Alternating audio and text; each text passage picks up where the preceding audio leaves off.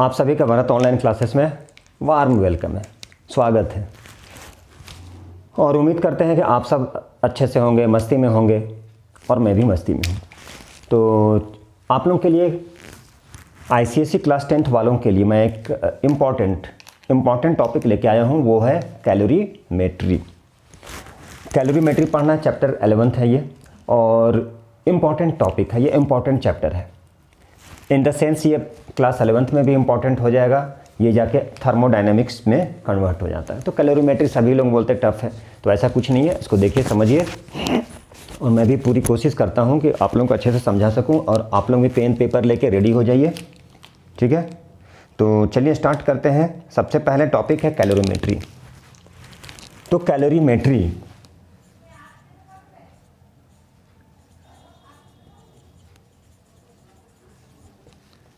ठीक है, कैलोरीमेट्री में हम लोग क्या पढ़ेंगे? हीट के बारे में पढ़ना होता है। किसके बारे में पढ़ेंगे कैलोरीमेट्री में? About heat. हीट के बारे में पढ़ेंगे, ठीक है, कि हीट क्या होता है, ठीक है। उसकी एसआई यूनिट पढ़ेंगे, ठीक है। कॉमनली यूज यूनिट पढ़ेंगे, टेम्परेचर पढ़ेंगे, स्पेसिफिक हीट पढ़ेंगे, हीट कैपेसिटी या थर्मल कैपेसिटी पढ़ेंगे, ठीक है। और प्रिंसिपल ऑफ कैलोरीमेट्री पढ़ना है, जिसे बोलते हैं principle of mixture of method. Principle of calorimetry के बिना आप लोग न्यूमेरिकल सॉल्व नहीं कर सकते हैं। तो आज हम लोग स्टार्ट करने वाले हैं कैलोरीमेट्री, और वो भी कैलोरीमेट्री में किसके बारे में पढ़ना होता है? हीट के बारे में। ऐसे कैलोरीमेट्री क्या होता है? मेजरमेंट ऑफ हीट, ठीक है।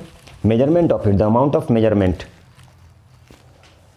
हीट को मेजर करना सिखाता है कैलोरीमेट्री। तो सबसे पहले हम लोग पढ़ेंगे कि हीट होता क्या है, ठीक है। किसके बारे में पढ़ेंगे हम लोग? हीट के बारे में। ऐसे जनरली पढ़ना होता है हीट के बारे में,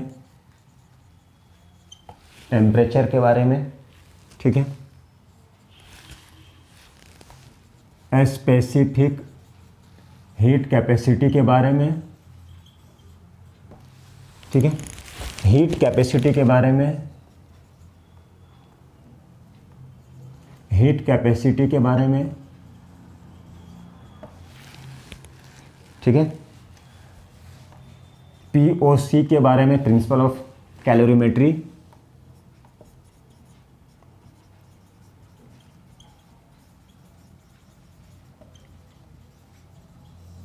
ठीक है, और principle of method of mixture, इसे पढ़ना होता है। दोनों सेम होता है, प्रिंसिपल मेथड ऑफ मिक्सचर। और ये जो प्रिंसिपल ऑफ कैलोरीमेट्री है, इसी पे सारा न्यूमेरिकल बनता है। तो देखिए अब क्या क्या सारा टर्म आने वाला है। तो आज बात करने वाले हैं हीट के बारे में। अब जैसा कि पता है सभी को, हीट होता क्या है। हीट क्या होता है? बच्चे क्लास में पढ़े हुए, heat is a form of energy. Heat क्या है? एनर्जी का एक फॉर्म होता है, एक रूप होता है जो ट्रांसफ़र करता है। कहाँ से? Hot body to cold body. Always transfer from hot body to cold body. हम लोग ये पढ़ेंगे, हीट का थोड़ा सा डिफिनीशन चेंज करेंगे, in the form of internal energy. होता क्या है? किसी भी हम लोग किसी भी बॉडी के बारे में बात करें, किसी भी सब्सटेंस के बारे में बात करें, तो किसी भी सब्सटेंस में या किसी भी बॉडी में क्या होता है? वो मॉलिक्यूल से मिलके बना होता है, और मॉलिक्यूल्स क्या होता है? रैंडमली मूव करता है। रैंडमली मूव करेगा या नंदेर मूव करते रहता है, जिसके कारण से वो होता है उसका जो मॉलिक्यूल्स है वो एक दूसरे से टकराते रहता है, जिसके कारण काइनेटिक एनर्जी इंक्रीज कर जाता है, काइनेटिक एनर्जी बढ़ जाता है। और यदि मॉलिक्यूल्स में अट्रैक्शन होगा, एक दूसरे को खींचेगा, जिसके कारण से पोटेंशियल एनर्जी कायम होता है, पोटेंशियल एनर्जी बिल्ट होता है, और वही पोटेंशियल और काइनेटिक एनर्जी मिलकर क्या बन जाता है? Internal energy. Internal energy. तो हीट क्या है? Internal energy. किसी भी बॉडी का, किसी भी सब्सटेंस का क्या है? इंटरनल एनर्जी होता है, जो फ्लो करता है किधर से? हायर इंटरनल, इंटरनल से लोअर इंटरनल, मतलब कम की ओर। तो हीट क्या है? हीट एक फॉर्म होता है, किसका फॉर्म होता है? Internal energy. तो जैसे बच्चे में हम लोग पढ़े थे कि हीट क्या है? Heat is a form of energy and which is transfer from क्या? Hotter to colder body. Hot body से कोल्ड बॉडी की ऑलवेज ट्रांसफ़र होता है। जैसे एग्जाम्पल के बारे में बात करें तो एग्जाम्पल में क्या होता है? एग्जाम्पल जैसे हम लोग एग्जाम्पल लेते हैं, सपोज किसी पर्सन को, किसी बॉडी को, किसी फ्रेंड को, आपकी फ्रेंड को यदि फीवर हो गया है, तो हम लोग टच कर, अरे बाप रे बहुत गर्म है। इसका मतलब कैसे फीलिंग आया? How can you feel that person is suffering from a fever and due to heat. That means heat transfer कर रहा है from hotter to colder. That person, ठीक है, वो जो पर्सन है उसका बॉडी क्या है? हीट है। मतलब हीट ट्रांसफ़र हो रहा है, मतलब एनर्जी का ट्रांसफ़र, इंटरनल एनर्जी का ट्रांसफ़र हो रहा है। ट्रांसफ़र फ्रॉम किसका? हॉटर से कोल्डर बॉडी की ओर। When they are kept in contact, जब तक दोनों एक दूसरे कॉन्टैक्ट में नहीं आएगा एनर्जी ट्रांसफ़र नहीं होगा। कौन सा एनर्जी? Internal energy. तो हीट क्या है? Heat is a form of, मतलब हीट जो है काइनेटिक एनर्जी और पोटेंशियल एनर्जी, यही दोनों मिलकर क्या बनता है? Internal energy.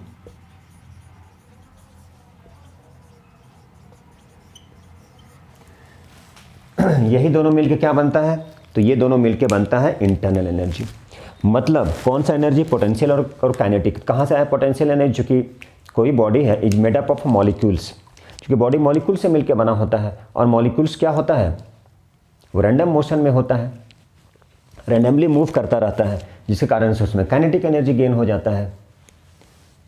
किस कारण से? चूँकि मोशन में है तो काइनेटिक एनर्जी होगा, और चूँकि due to attraction of the molecules, ठीक है, दोनों में अट्रैक्शन होता है, अट्रैक्ट करता है टुवर्ड्स ईच अदर, एक दूसरे की, और जिसके कारण से उसमें क्या बिल्ड हो जाता है? Potential energy. और यही पोटेंशियल और काइनेटिक हो जाता है इंटरनल एनर्जी। तो हम लोग क्या बोल सकते हैं हीट के बारे में कि हीट क्या है? Heat is a form of internal energy. Heat क्या है? इंटरनल एनर्जी होता है किसी भी मॉलिक्यूल्स का, इंटरनल एनर्जी जो क्या बनाता है? हीट क्या है? तो हम लोग बात करेंगे heat is a form of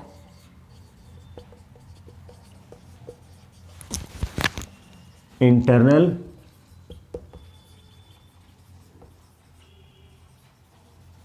energy.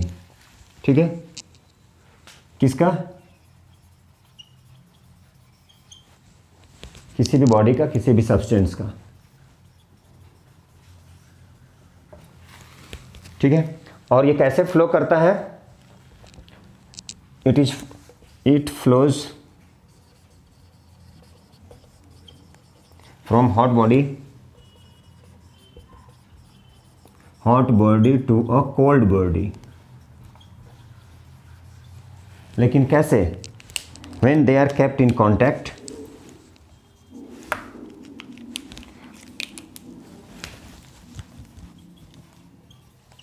when they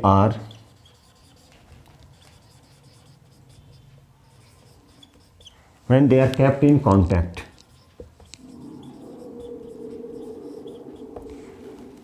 जब वो क्या हो? एक दूसरे के कांटेक्ट पे हो। ठीक है, तो हीट क्या है? इंटरनल एनर्जी का एक फॉर्म होता है जो किसी भी ऑफ ए बॉडी का इंटरनल एनर्जी होता है, जो which constitutes the body. It flows from hot body to cold body when they are kept in contact, जब वो एक दूसरे के कांटेक्ट में होगा। ठीक है, देखिए हॉट बॉडी में क्या होता है? हॉट बॉडी जो होता है में इंटरनल एनर्जी क्या होता है? ज़्यादा होता है,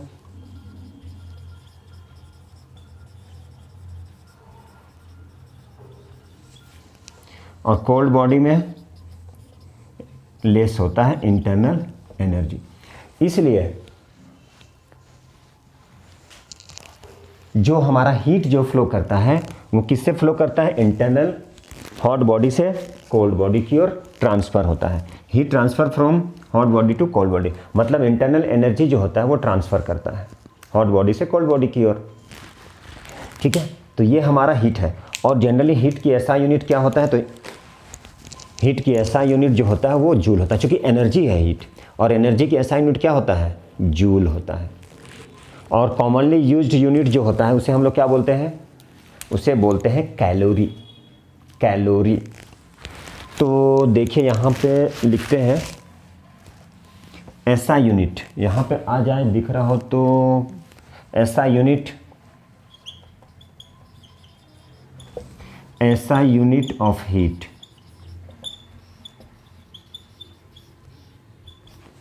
एसआई यूनिट ऑफ हीट क्या होता है? जूल होता है। और commonly use unit, smaller unit calorie, bigger unit kilo calorie. फिर हम लोग क्या करेंगे? कैलोरी को डिफाइन करेंगे, किलो कैलोरी को डिफाइन करेंगे, फिर उसके बाद टेम्परेचर के बारे में आएंगे, फिर स्पेसिफिक कैपेसिटी चलेगा। तो ठीक है, चलिए हम लोग अब इसके बाद में क्या करेंगे, ये तो जूल हो गया। अब कॉमनली यूज यूनिट के बारे में बात करेंगे हम लोग क्या है, तो चलिए देखते हैं।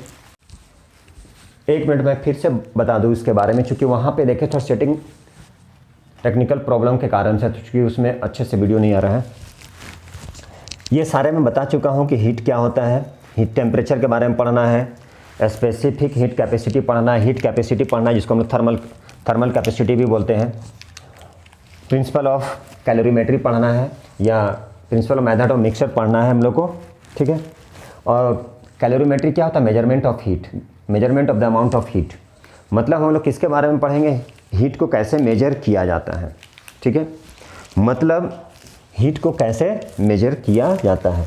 फिर हीट के बारे में कि हीट का डिफिनेशन हीट क्या है, हम लोग उसको चेंज कर दिए इंटरनल एनर्जी के फॉर्म में पढ़ेंगे, अब इसके बारे में बता चुके हम। तो हीट क्या है, इसको लिख सकते हैं मेजरेबल क्वांटिटी है। हीट क्या है, तो हीट मेजरेबल क्वांटिटी, इसको मेजर किया जाता है इसलिए इसको मेजरेबल क्वांटिटी बोलते हैं हम लोग, ठीक है। तो ये उसका डिफिनीशन था। हॉट बॉडी क्या है, हॉट बॉडी में ज़्यादा इंटरनल एनर्जी होता है, कोल्ड बॉडी में कम होता है, लेकिन कब इंटरनल एनर्जी कब ट्रांसफ़र करता है, जब दोनों एक दूसरे कांटेक्ट में होता है, when they are kept in contact, जब वो एक दूसरे कांटेक्ट में होगा तभी एनर्जी ट्रांसफ़र करता है, इंटरनल एनर्जी, ठीक है। ऐसा यूनिट क्या होता है हीट की, जूल होता है, ठीक है। ऐसा unit of heat is joule. तो हम लोग क्या करेंगे, अब हम लोग ऐसा यूनिट, फिर कॉमनली यूज यूनिट के बारे में पढ़ेंगे, ठीक है, स्मॉलर यूनिट के बारे में, हायर यूनिट के बारे में पढ़ेंगे। तो चलिए हम लोग देखते हैं, चूँकि वहाँ पे कुछ इसमें कुछ प्रॉब्लम था, कुछ कट रहा था पोर्शन, ठीक है, इसलिए थोड़ा सा फिर से रिवीजन कराएं। देखिए अब हम लोग किसके बारे में पढ़ रहे हैं, कॉमनली यूज्ड यूनिट। देखिए एसआई यूनिट, हीट की एसआई यूनिट क्या है, एसआई यूनिट, एसआई यूनिट क्या होता है, इसकी एसआई यूनिट जूल होता है। और commonly, most commonly used unit, most commonly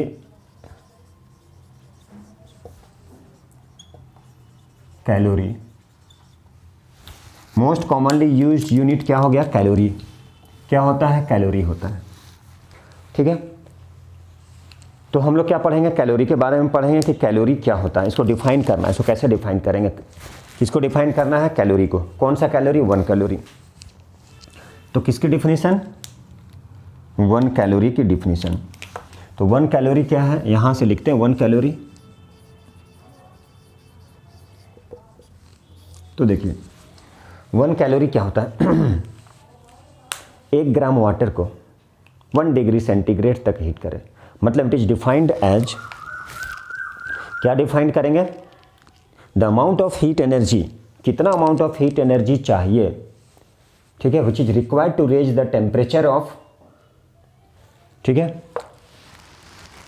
अब हम लोग करना है किसके बारे में, 1 कैलोरी। तो 1 कैलोरी कैसे डिफाइन करेंगे, तो बोलेंगे 1 calorie is defined as the amount of heat energy which is required to raise the temperature of 1 degree centigrade. लेकिन कब, जब 1 ग्राम वाटर, 1 ग्राम वाटर को हीट करने के लिए यदि 1 डिग्री सेंटीग्रेड टेम्परेचर चाहिए, 1 डिग्री सेंटीग्रेड टेम्परेचर चाहिए, लेकिन किसके लिए, 1 ग्राम वाटर को हीट करना है, तो क्या बोलेंगे, it is the amount of heat energy, क्या चाहिए, it is the amount of heat energy required to raise the temperature of 1 gram of water through 1 degree centigrade. मतलब 1 ग्राम वाटर है, इसे हीट करने के लिए कितना चाहिए temperature, 1 degree centigrade. 1 gram water को हीट करना है तो कितना टेम्परेचर चाहिए, 1 डिग्री सेंटीग्रेड। तो इसे बोलते हैं 1 कैलोरी। तो क्या बोलेंगे, इट इज डिफाइंड एज, कैसे डिफाइन करते हैं, इट इज डिफाइंड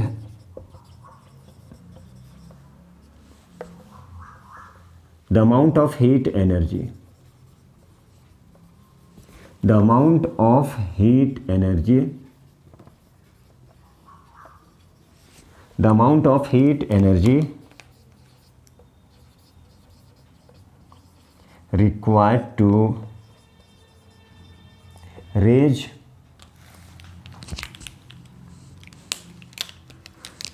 देखिए, it is the amount of heat energy required to raise the temperature, required to raise the temperature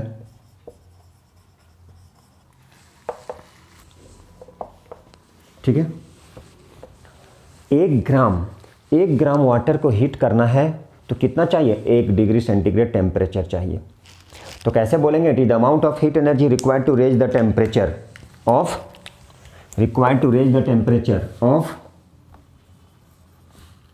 1 gram of water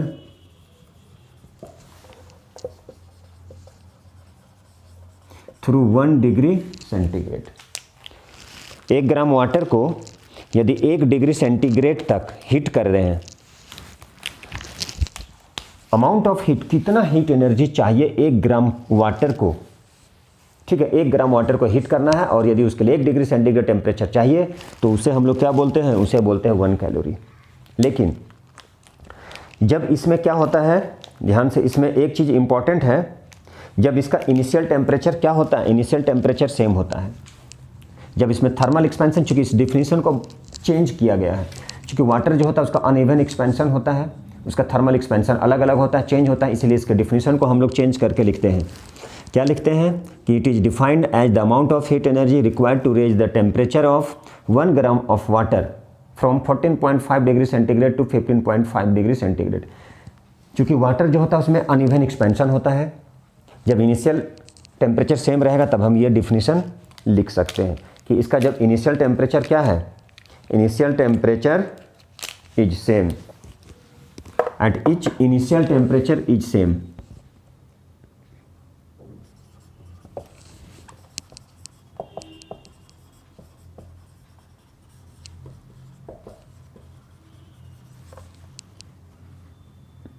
each initial temperature,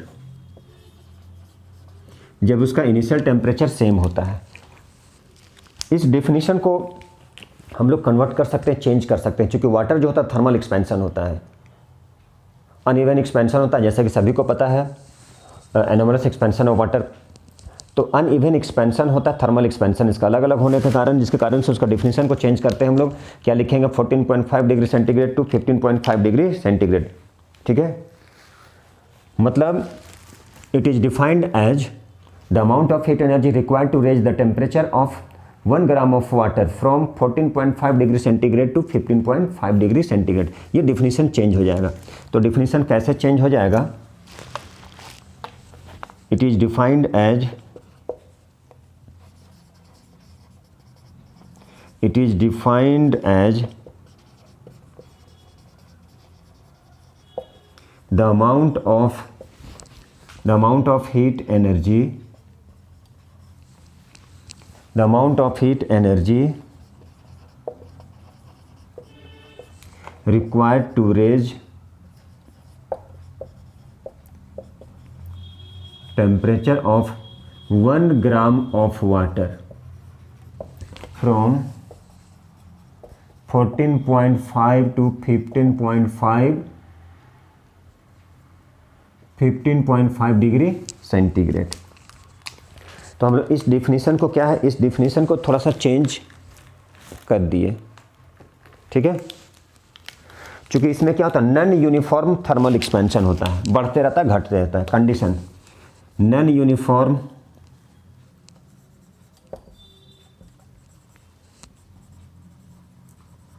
क्या होता है, non uniform thermal expansion होता है इसमें। इसलिए ये डिफिनीशन चेंज हो गया। क्या लिखे हैं यहाँ पे, 14.5 से लेकर 15.5 डिग्री सेंटीग्रेड। 14.5 डिग्री सेंटीग्रेड से क्या हो गया, ये 15.5 डिग्री सेंटीग्रेड। तो ये किसका डिफिनीशन हो गया, ये हो गया हमारा 1 कैलोरी। अब हम लोग करेंगे 1 किलो कैलोरी। तो 1 किलो कैलोरी में क्या हो जाएगा, इसका डिफिनीशन चेंज हो जाएगा।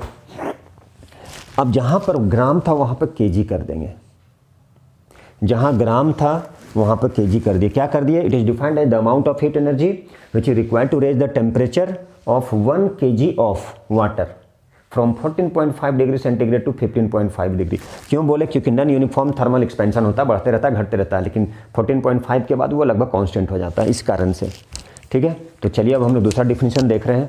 अब in case of non uniform thermal expansion, चूंकि वाटर जो होता है उसका एक्सपेंशन यूनिफॉर्म नहीं होता है, तो उस कंडीशन में ये डिफिनीशन को हम लोग चेंज कर सकते हैं। कैसे करेंगे? In case of non uniform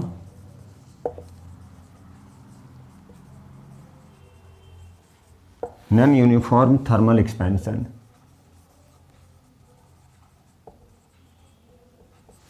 ठीक है, in case of non uniform thermal expansion, चूंकि वाटर का एक्सपेंशन क्या होता है, चेंज होते रहता है, तो उस कंडीशन के लिए, अब वो था यूनिफॉर्म के लिए, यूनिफॉर्म थर्मल एक्सपेंशन के लिए था कि क्या था, 1 ग्राम वाटर को, ठीक है, कितना डिग्री तक हीट कर रहे थे, 1 डिग्री सेंटीग्रेड तक। It is the amount of heat energy required to raise the temperature of 1 gram of water through 1 degree centigrade तक, यदि हम लोग क्या करें, हीट करें। तो इस केस में, उस केस में था यूनिफॉर्म एक्सपेंशन, इस केस में है non, in case of non uniform expansion, non uniform thermal expansion. चलिए इसको हम थोड़ा सा ऐसे लिखते हैं, in case of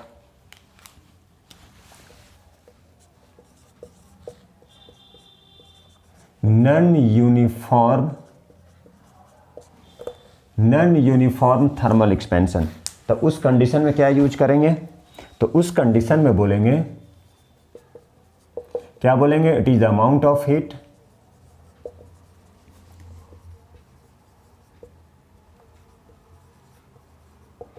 it is the amount of heat required to raise the temperature,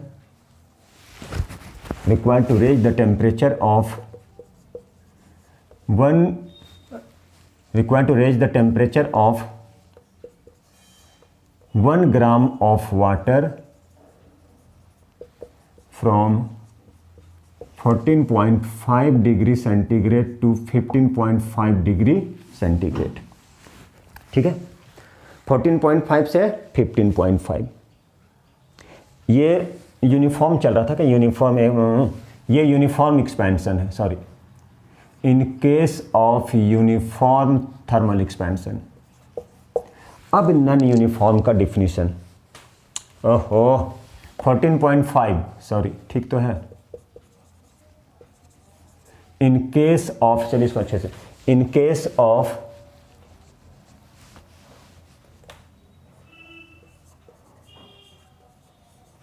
non uniform रहेगा तो एक्सपेंशन क्या होगा, उसका अनइवन एक्सपेंशन होता है, इसलिए डिफिनीशन क्या हो जाएगा, 14.5 से लेकर 15.5 डिग्री सेंटीग्रेड। ये हो गया किसका डिफिनीशन, ये हो गया 1 कैलोरी, ये हो गया 1 कैलोरी। अब हम लोग क्या चलेंगे, 1 किलो कैलोरी, तो 1, देखिए ध्यान से, 1 कैलोरी में कितना जूल होता है, तो 1 कैलोरी में होता है 4.186 जूल। 1 कैलोरी में कितना होता है, कहीं यहाँ पर लिख रहे हैं नोट में, 1 कैलोरी इक्वल टू 4.186 जूल, ये नियरली कितना होता है, 4.2 जूल के बराबर होता है, ठीक है, किसके इक्वल हो गया, 4.2 जूल के। 1 कैलोरी किसके इक्वल हो गया, 4.186 जूल, ठीक है। अब हम लोग किसके बारे में पढ़ेंगे, किलो कैलोरी, किसके बारे में पढ़ने वाले हैं, क्योंकि कैलोरी क्या है, स्मॉलर यूनिट है हीट की, तो बिगर यूनिट क्या हुआ, कैलोरी क्या है, तो कैलोरी है स्मॉलर यूनिट, तो बिगर यूनिट में हम लोग क्या पढ़ेंगे, बिगर यूनिट क्या है, किलो कैलोरी, किलो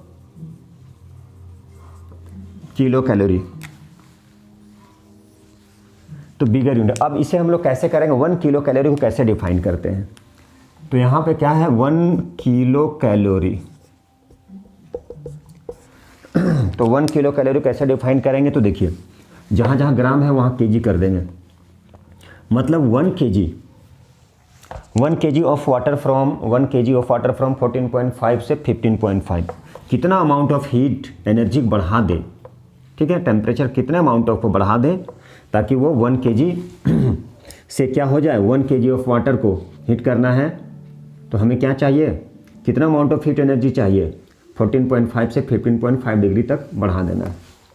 तो इसको कैसे लिखेंगे, it is the amount of heat energy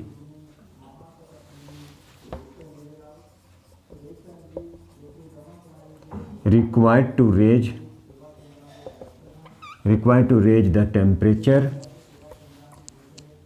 of 1 kg of water from 14.5 से 15.5 डिग्री सेंटीग्रेड। और 1 कैलोरी में कितना होता है, 4.186 नियरली किसके इक्वल है, 4.2 जूल के बारे में। ठीक है। जनरली कैलोरी और किलो जो कैलोरी होता है उसका यूज हम लोग कहाँ करते हैं, किस एनर्जी में यूज किया जाता है इसका यूज, बोलिए। इसका यूज हम लोग किसके लिए करते हैं, जैसे बोलेंगे आप इतना एनर्जी ले लिए हैं, इतना किलो कैलोरी की एनर्जी लिए हैं, ठीक है, मतलब इनटेक कितना किए, इतना का खाना खाए हैं, बोले ये फूड लीजिए, इसमें इतना कैलोरी होता है, इतना किलो कैलोरी होता है। जनरली जो कैलोरी होता है या फिर किलो कैलोरी जो होता है, कैलोरी या किलो कैलोरी,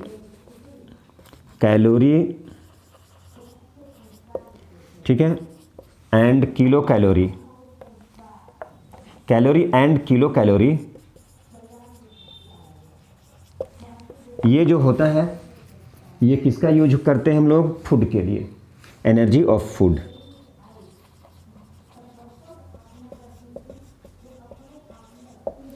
फूड के एनर्जी को मेजर करते हैं हम लोग किस में, फूड के एनर्जी को मेजर करते हैं हम लोग कैलोरी में, ठीक है, और किलो कैलोरी में। अब हम लोग बात करेंगे किसके बारे में, अब हम लोग बात करेंगे हीट के बारे में, हो गया। तो अब हम लोग बात करेंगे टेम्परेचर के बारे में। किसके बारे में बात करेंगे, टेम्परेचर। टेम्परेचर के बारे में बहुत अच्छे से पता होगा, ठंडी के समय आ गया है तो आप लोग बोलेंगे अरे भैया इतना टेम्परेचर हो गया, शिमला की टेम्परेचर इतना गिर गई है, ठीक है, जम्मू कश्मीर की माइनस में है। तो टेम्परेचर होता क्या है, ठीक है। तो जनरली बच्चे क्लास में पढ़े होंगे टेम्परेचर क्या है, डिग्री ऑफ हॉटनेस और कोल्डनेस ऑफ ए बॉडी, ठीक है। हॉटनेस के बारे में बताएगा और कोल्डनेस के बारे में बताएगा। कौन बताएगा, तो टेम्परेचर बताता है। इसका मतलब टेम्परेचर क्या है, टेम्परेचर मेजर करता है, किसको मेजर करता है, डायरेक्शन, किसका डायरेक्शन, किसके डायरेक्शन को, पैरामीटर होता है वो डायरेक्शन बताता है, फ्लो ऑफ हीट, ठीक है। टेम्परेचर क्या बताता है, डायरेक्शन, किस डायरेक्शन में हीट फ्लो कर रहा है, ठीक है। तो क्या हो गया, एक पैरामीटर हो गया, ठीक है, जो इंडिकेट करता है, उसके डायरेक्शन को बताता है कि उसका डायरेक्शन किधर फ्लो कर रहा है। कौन बताता है, तो टेम्परेचर। या नहीं तो टेम्परेचर क्या है, तो बोल सकते हैं टेम्परेचर क्या है, एक पैरामीटर है जो बताता है, विच टेल्स अस, किसके बारे में बताएगा वो, किसके बारे में बताएगा वो, या तो बोल सकते हैं उस बॉडी के स्टेट को बताएगा, हीट को बताएगा, थर्मल स्टेट को बताएगा। तो टेम्परेचर क्या हुआ, टेम्परेचर इट इज़ द क्या है, पैरामीटर ऑफ ए बॉडी, ठीक है, which indicates the direction of, या which gives the direction of क्या, फ्लो ऑफ हीट फ्रॉम क्या, वन पॉइंट टू अदर। तो टेम्परेचर क्या है, तो टेम्परेचर क्या है, इट इज़ द पैरामीटर। या नहीं कुछ भी नहीं पता है तो लिख दिए it is the degree of hotness और कोल्डनेस ऑफ ए बॉडी। तो लिखेंगे टेम्परेचर क्या, इट इज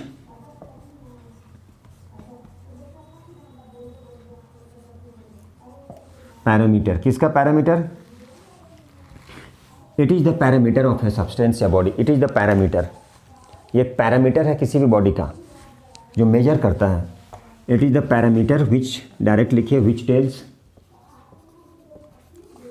या which indicates the flow of heat from one point to other.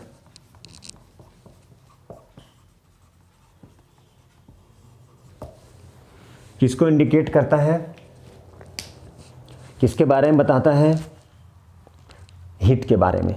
Heat का फ्लो किधर हो रहा है, मतलब इनडायरेक्टली बोले कि ये बताता है डायरेक्शन। किसको बताएगा ये टेम्परेचर? डायरेक्शन। किसके डायरेक्शन को? Direction of flow of heat. Direction of flow, heat किस डायरेक्शन में फ्लो कर रहा है। तो टेम्परेचर डायरेक्शन बताता है हीट के डायरेक्शन को, हीट किधर फ्लो कर रहा है वन बॉडी से अनदर बॉडी। इसीलिए बोला जाता है कि हीट क्या है, टेम्परेचर क्या है? It is the degree of hotness और coldness of a body. Hotness और कोल्डनेस, हॉट के बारे में बताएगा या कोल्ड के बारे में बताएगा? हॉटनेस और कोल्डनेस ऑफ ए बॉडी। ठीक है, तो चलिए देखते हैं हम लोग। तो टेम्परेचर की दूसरा डिफिनीशन, चलिए टेम्परेचर का डिफिनीशन क्या हो गया? It is the degree of hotness, it is the degree of hotness और कोल्डनेस ऑफ ए बॉडी। तो ये क्या बताता है? डिग्री ऑफ हॉटनेस, और या फिर वो क्या बताता है? पैरामीटर होता है जो इंडिकेट करता है कि हीट फ्लो कर रहा from one body to another, जब when they are kept in, जब वो दोनों एक दूसरे कॉन्टैक्ट में आएगा। या बोल सकते हैं कि वो क्या है? डिग्री ऑफ हॉटनेस और coldness of a body when it कब, जब दोनों एक दूसरे कॉन्टैक्ट में आएगा। ठीक है, इट फ्लोज फ्रॉम, कहाँ से फ्लो कर रहा है? Flows from one place to another when they are kept in contact. तो ये किसका डिफिनीशन हो गया? ये हो गया हमारा टेम्परेचर का डिफिनीशन। ठीक है, यदि मान लीजिए कोई दो बॉडी है और दोनों को कांटेक्ट में रखे हैं और हीट ट्रांसफ़र नहीं हो रहा है, दोनों एक दूसरे कांटेक्ट में रखे और हीट ट्रांसफ़र नहीं हो रहा है, इसका मतलब ये नहीं है कि दोनों में सेम अमाउंट ऑफ क्या है? हीट है। इसका मतलब ये नहीं है कि दोनों में सेम हीट है। ठीक है, दोनों कांटेक्ट में लेके आए हैं और हीट ट्रांसफ़र नहीं हो रहा है, लेकिन उसका ये मतलब नहीं है कि दोनों में सेम अमाउंट ऑफ हीट है। ठीक है, तो ऐसा है, ये जो हीट होता है, देखिए मतलब टेम्परेचर जो है वो ये नहीं बताता है कि उसमें कितना अमाउंट ऑफ हीट है, मतलब क्वांटिटी ऑफ हीट के बारे में टेम्परेचर नहीं बताएगा वो। ठीक है, किसमें कितना हीट है। तो इस तरह से हम बोल सकते हैं, क्या बोल सकते हैं कि जो देखिए अमाउंट ऑफ हीट एनर्जी जो है वो किस पे डिपेंड करता है? किस पे डिपेंड करता है? तो मास पे डिपेंड करता है। ठीक है, किस पे डिपेंड करता है? मास पे डिपेंड करता है। किस पे डिपेंड करता है? टेम्परेचर पे डिपेंड करता है। और किस पे डिपेंड करता है? मटेरियल ऑफ द सब्सटेंस या मटेरियल ऑफ द ऑब्जेक्ट। तो quantity of heat, quantity of heat जो है, कितना हीट उसमें है, वो किस पे डिपेंड करेगा? Mass of the body, mass of the object, उसके टेम्परेचर पे डिपेंड करेगा और मटेरियल ऑफ द बॉडी।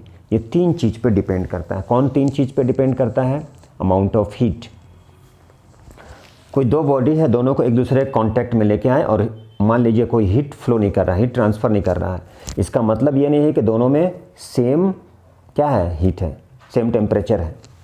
तो टेम्परेचर ये डिसाइड नहीं करता है, क्वांटिटी ऑफ हीट के बारे में टेम्परेचर नहीं बताता है। तो बताता कौन है? इसका मतलब वो किस पे डिपेंड करता है? It doesn't depends on its temperature. वो सिर्फ टेम्परेचर पर डिपेंड नहीं करता, वो मास पर भी डिपेंड करता है। ठीक है, टेम्परेचर पे डिपेंड कर, अमाउंट ऑफ हीट मतलब क्यू डिपेंड करता है, किस पे डिपेंड करता है? मास पे डिपेंड करता है, टेम्परेचर पे। टेम्परेचर का मतलब राइज और फॉल इन टेम्परेचर, मतलब डेल्टा टी बोल सकते हैं। और उस ऑब्जेक्ट पर, मतलब वो किस चीज़ का बना है, मतलब मटेरियल पे। तो हम डायरेक्ट बोल सकते हैं अमाउंट ऑफ हीट जो है वो किस पे डिपेंड करता है? Amount of heat energy, amount of heat energy depends upon, किस पे करता है? मास पे। ठीक है, दूसरा राइज इन टेम्परेचर, कितना टेम्परेचर राइज कर रहा है। नंबर थर्ड सब्सटेंस पे, मतलब मटेरियल ऑफ द सब्सटेंस, किस चीज़ का बना है।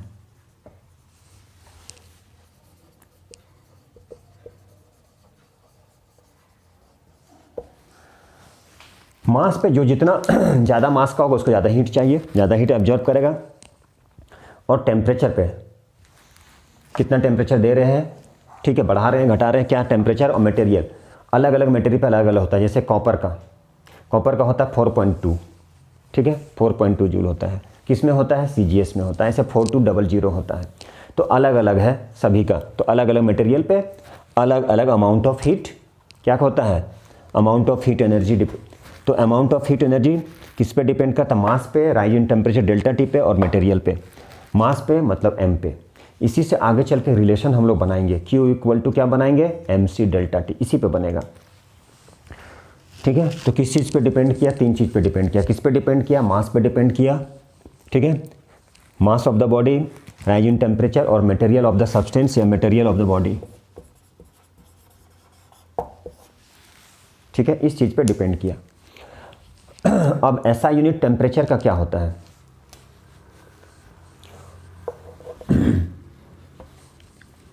तो अमाउंट ऑफ हीट एनर्जी, किसका amount of heat energy, amount of heat energy contained in a body depends on, ये लिख सकते हैं, amount of heat energy contained in a body. अब है ऐसा यूनिट,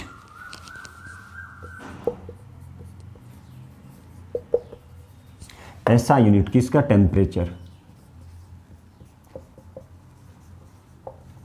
केल्विन। और कॉमनली यूज्ड हम लोग बोलते हैं, कॉमनली यूज्ड यूनिट क्या होता है, सेंटीग्रेड, डिग्री सेंटीग्रेड होता है। जनरली हम लोग बात करेंगे, अरे भैया देखिए मेरे रूम का टेम्परेचर इतना है, अरे 30 डिग्री 10 डिग्री है, अरे देखिए ना वहाँ शिमला का, मतलब जनरली हम लोग कॉमनली किसका यूज करते हैं, डिग्री सेंटीग्रेड का। तो कॉमनली यूज्ड यूनिट क्या हुआ, डिग्री सेंटीग्रेड, ठीक है। अब मान लीजिए इसको कन्वर्ट करना है डिग्री सेंटीग्रेड से, मान लीजिए केल्विन में कन्वर्ट करना है, तो क्या करेंगे, कन्वर्सन, मतलब 0 डिग्री सेंटीग्रेड है, इसको केल्विन में कन्वर्ट करना है, तो कितने से 273 प्लस कर देंगे तो हो गया 273 के। अब मान लीजिए यहाँ पर 273 के है, उसको 0 डिग्री में करना है, तो 273 से माइनस कर लिए 270, मतलब 0 डिग्री सेंटीग्रेड हो गया, मतलब हो गया डिग्री सेंटीग्रेड है, T डिग्री है मान लीजिए, इसे हम ऐसे लिखते हैं, T डिग्री सेंटीग्रेड है, तो T में कितना प्लस करेंगे 273, तो किस में कन्वर्ट हो जाएगा, केल्विन में,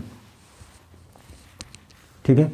अच्छा, अब मान लीजिए यहाँ पर क्या है, T प्लस 273 केल्विन है, इसको डिग्री सेंटीग्रेड में करना है, तो क्या करेंगे 273 से माइनस कर लेंगे, मतलब केल्विन टू डिग्री सेंटीग्रेड, ठीक है। केल्विन से किस में करना है, तो किससे माइनस करेंगे, सब्ट्रैक्टेड फ्रॉम 270, मतलब किससे सब्ट्रैक्ट करेंगे, -273, डिग्री सेंटीग्रेड टू केल्विन है, ऐड कर देंगे 273, ठीक है। तो ये रिलेशन है जो आपको याद रखना। और 1 किलो कैलोरी में कितना होता है, 1000 कैलोरी होता है, इसको भी नोट कर लीजिए।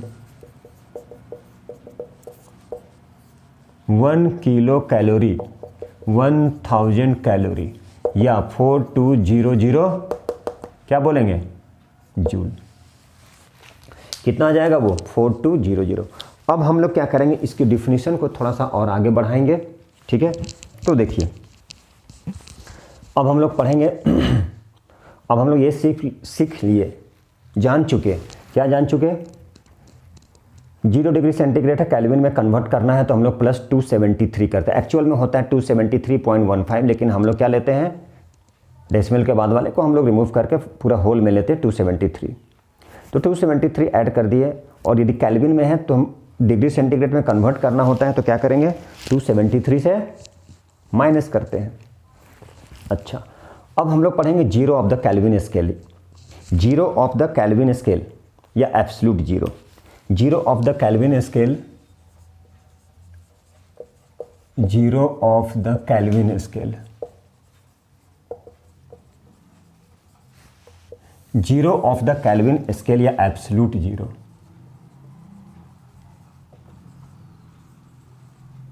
एब्सोल्यूट जीरो, तो zero of the Kelvin scale, ठीक है, एब्सोल्यूट जीरो या फिर जीरो के बोलते हैं, ठीक है। देखिए zero of the Kelvin scale या फिर एब्सोल्यूट जीरो या जीरो के बोलते हैं, ठीक है। अब देखिए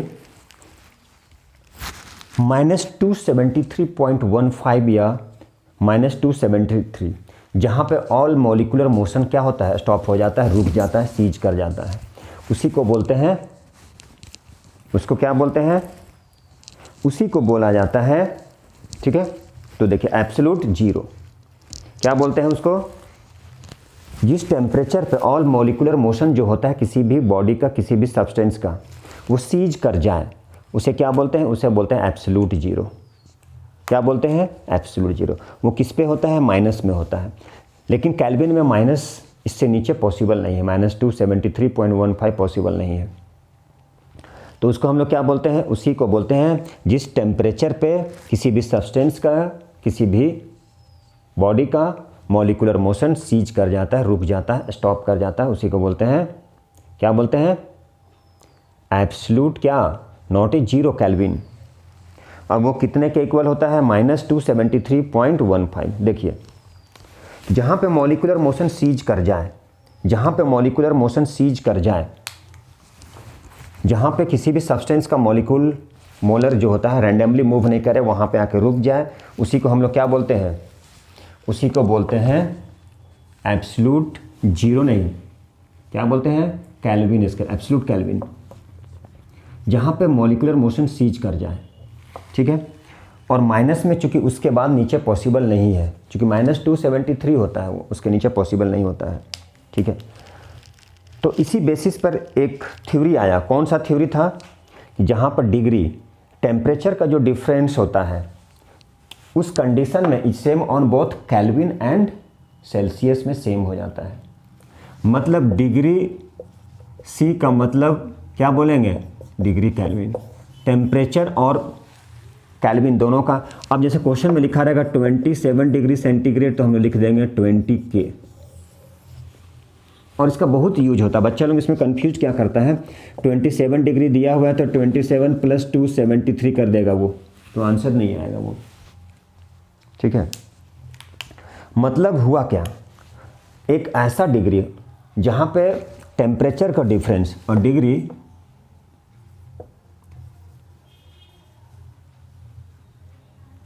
जहाँ पे टेम्परेचर डिफरेंस, टेम्परेचर का जो डिफरेंस होता है क्या हो जाएगा, इट्स सेम। मतलब टेम्परेचर डिफरेंस क्या हो जाएगा, सेम हो जाएगा उस टेम्परेचर पे, जिसका बात -273.15। मतलब हम क्या लिखेंगे, डिग्री सेंटीग्रेड इक्वल टू क्या लिखेंगे, डिग्री केल्विन। यहाँ पे दोनों सेम हो जाएगा। और इसका यूज हम लोग बहुत ज़्यादा करना है, जब न्यूमेरिकल सॉल्व करेंगे तब हम लोग यहाँ पे, ठीक है, इसको सॉल्व करेंगे।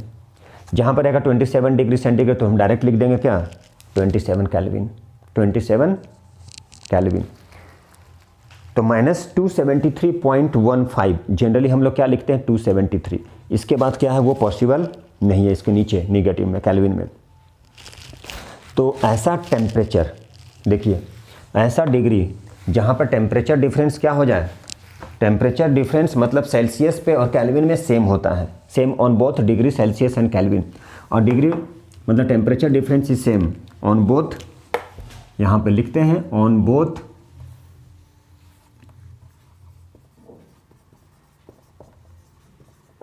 Kelvin and centigrade.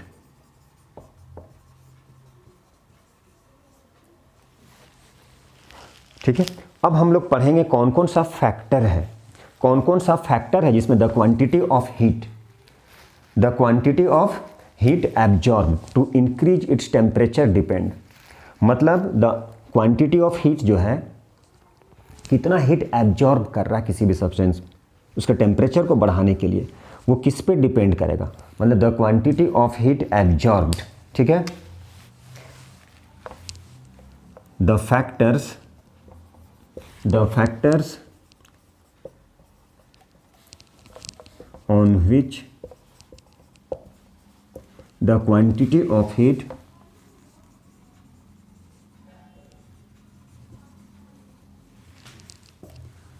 ठीक है, the quantity of heat absorbed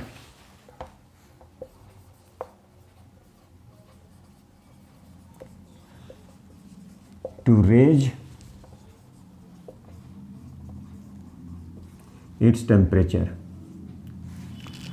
कौन कौन सा फैक्टर है, ठीक है, जो उसके टेम्परेचर, हीट को रेज करना है तो उसका टेम्परेचर क्या करेगा, to increase its temperature, to increase या टू रेज इट्स टेम्परेचर, ठीक है। तो देखिए पहला अभी हम लोग पढ़े थे मास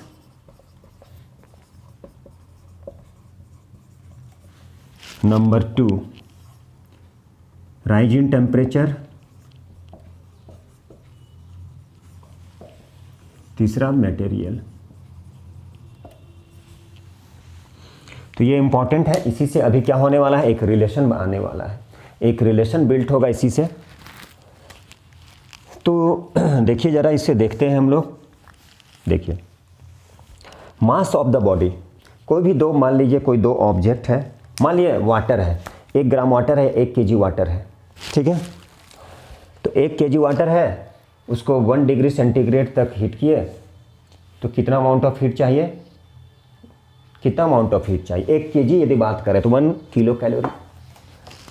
अब सेम वही मास है, 1 केजी का वाटर है, ठीक है। अब उसको क्या किए हम लोग, 2 डिग्री सेंटीग्रेड तक हीट किए, सेंटीग्रेड का बात कर रहे हैं तो 2 किलो कैलोरी। इसमें कितना आ जाएगा, 1 किलो कैलोरी। ये कोई ज़रूरी नहीं है कि दोनों का मास, मतलब मास पर भी डिपेंड करता है। 2 केजी है तो 2 कैलोरी बोले, 2 ग्राम है तो 2 कैलोरी बोले, 1 ग्राम है तो 1 कैलोरी, 1 डिग्री सेंटीग्रेड तक। और वही क्या है, 2 ग्राम है, 2 ग्राम है, उसको क्या किए, हीट कर दिए, ठीक है, 1 डिग्री सेंटीग्रेड तक। मतलब 1 ग्राम की वाटर है, 1 ग्राम की वाटर है, उसको हीट कर दिए 1 डिग्री सेंटीग्रेड तक। कितने तक हीट कर दिए, 1 डिग्री। तो कितना अमाउंट ऑफ हीट चाहिए, 1 कैलोरी। सेम है, उसको 2 डिग्री सेंटीग्रेड तो कितना है, 2 कैलोरी, ठीक है। मतलब मास पर भी डिपेंड, कि अलग अलग मास है, अलग अलग एनर्जी चाहिए। अब हम इसके बारे में बात करेंगे, 1 केजी ऑफ वाटर तो 1 kilo calorie, 2 KG of water at, ठीक है, 2 डिग्री सेंटीग्रेड तो 2 किलो कैलोरी, क्योंकि degree centigrade is equal to degree centigrade is equal to kelvin, ठीक है। केजी के बारे में बात करेंगे तो किलो कैलोरी बोल दीजिए। तो इसका मतलब क्या, मास पर भी डिपेंड कर रहा है, ठीक है। 1 केजी मास है, 2 केजी, 2 डिग्री सेंटीग्रेड तो 2 कैलोरी हो गया, 1 केजी वाटर है, 1 डिग्री सेंटीग्रेड तो 1 कैलोरी हो गया। मतलब ये किस पर डिपेंड करता है, मास पर भी डिपेंड। अलग अलग ऑब्जेक्ट अलग अलग मास में जो अमाउंट ऑफ हीट जो एब्जॉर्ब करता है वो अलग अलग होता है, ठीक है। अब चलिए इसको और आगे बढ़ाते हैं। अभी बात किए हैं मास के बारे में, तो मास के बारे में बात किए कि Q क्या हो गया, डायरेक्टली प्रोपोर्शनल हो गया मास के, इसके बारे में बात कर चुके। क्या बात किए, 1 ग्राम वाटर है, उसको 1 डिग्री सेंटीग्रेड तक हीट कर दिए तो क्या बन गया, 1 कैलोरी। सेम इक्वल मास, मास क्या है, 1 ग्राम है, 2 डिग्री सेंटीग्रेड तक तो क्या हो गया, 2 कैलोरी। मास पर अलग अलग मास पर डिपेंड करेगा। अब है मान लीजिए सेम अमाउंट ऑफ मास को रखें हम, मास को क्या करें, देखिए ध्यान से। अभी तक हम लोग क्या किए, 1 ग्राम मास था वाटर की, 1 डिग्री सेंटीग्रेड तक हीट किए थे तो क्या हो गया था, 1 कैलोरी हीट चाहिए। मान लीजिए 2 ग्राम है, मास ऑफ वाटर है, ठीक है, 1 डिग्री सेंटीग्रेड तक कर दिए तो कितना हो गया, 2 कैलोरी। इसी तरह से मान लीजिए 1 केजी वाटर है, ठीक है, 1 डिग्री सेंटीग्रेड तक तो 1 किलो कैलोरी। 2 केजी वाटर है, ठीक है, तो कितना हो गया, 2 किलो कैलोरी। तो डिफरेंट मास है, अलग अलग मास में amount of heat energy absorb जो करेगा वो भी क्या हो जाएगा, अलग अलग होगा। अब है नेक्स्ट, टेम्परेचर पर भी डिपेंड करता है, राइज इन टेम्परेचर। अब मास को सेम बना दिए, टेम्परेचर को बढ़ा दिए, तो दूसरा क्या है, तो देखिए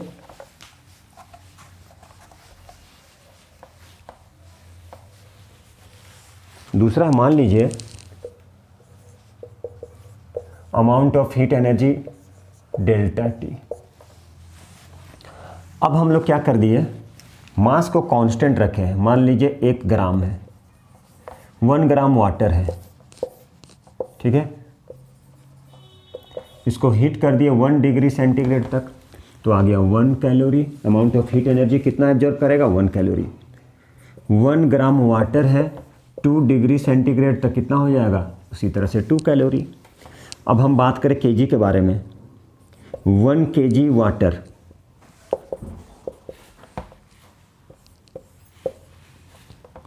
one KG water 1 degree centigrade तक, 1 केजी वाटर 1 डिग्री सेंटीग्रेड तक किए तो क्या होगा, यहाँ देखिए, तब ये हो जाएगा 1 किलो कैलोरी, ठीक है। 1 केजी वाटर 2 डिग्री सेंटीग्रेड तक कितना हो जाएगा, 2 किलो कैलोरी। टेम्परेचर बढ़ा रहे हैं, अलग अलग अमाउंट ऑफ हीट एब्जॉर्ब भी क्या हो रहा है, डिफरेंट डिफरेंट हो रहा है। मतलब किस पे, मास और राइजिंग टेम्परेचर। तो अब हम लोग क्या करेंगे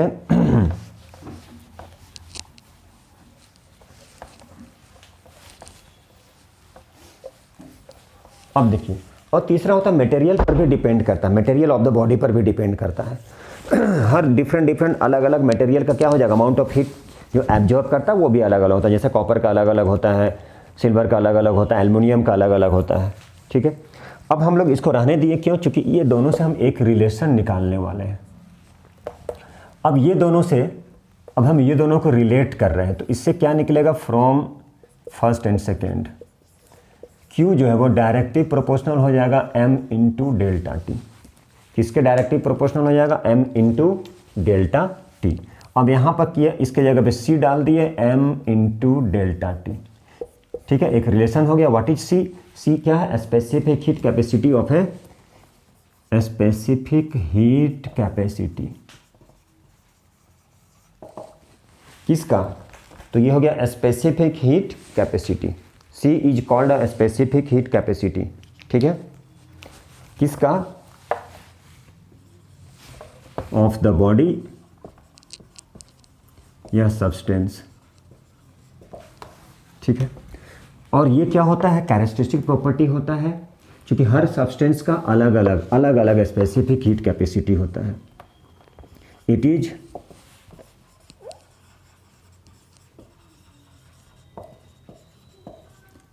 ये कैरेक्टरिस्टिक प्रॉपर्टी होता है, ठीक है।